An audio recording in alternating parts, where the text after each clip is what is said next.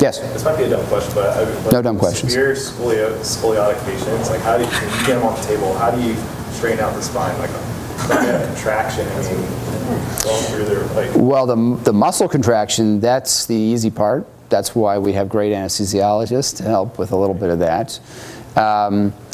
But a lot of it changes with position. So when we do CAT scans that are done lying down or x-rays done lying down, they look very different from patients who have standing x-rays. So we already know there's a positional change.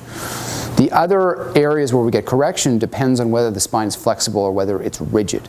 And rigid can be sort of stiff or can be totally fused. Now, if it's totally fused, then there's no flexibility. So we have to create flexibility, and we do that by loosening up the joints or cutting the bone entirely and resetting it.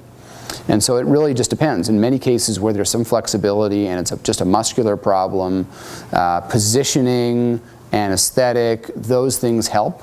And as some of those slides showed, some of the instrumentation allows us to get corrections in a fairly gentle manner, just with manipulating the instrumentation and kind of moving the rod around.